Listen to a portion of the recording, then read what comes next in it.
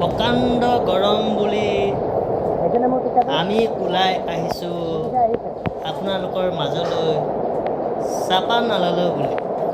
এয়া চাওক, ইমান ধুনীয়া পানী, ইমান ধুনীয়া শিল, ঠাণ্ডা ঠাণ্ডা হাৱা মৌচম।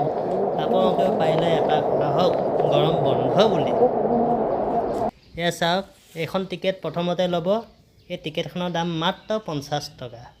তাৰপিছত মই এয়া চাউথৰ অলপ একশ্যন দিছোঁ দেই। বেয়া লাগিলে লাটবোৰ আৰু ঘোচাৰে ভৰাই দিব, বুজি পাই আছে। মুঠতে শান্তি নাই। এয়া চাওক, অলপ পানীৰ ভিডিঅ' দেখাইছোঁ আপোনালোকক। পানী আৰু শিলেৰে ভৰা চাপানালাখন দেখিছে কিমান ধুনীয়া লাগে।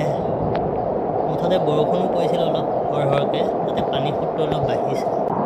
বুজি পাই আছে বিষয়টো। এয়া মোৰ ছোৱালীয়ে অলপ ভিডিঅ' বনাই দিম বুলি কৈছে। তাইও উৎপাত। তাই মুখখন দেখাব চাব দেই। এইজনী হ'ল মোৰ ছোৱালী। তাই কৈছে দেউতা ইয়াত ইণ্ডিয়া গেটৰ ফটো উঠোৱা আছে, শিলেৰে ঢাকা, তাতে তুমি এটা ভিডিঅ' বনোৱা। তাৰ পিছত যি হ'ল আপোনালোকে চাই অলপ ক'বা।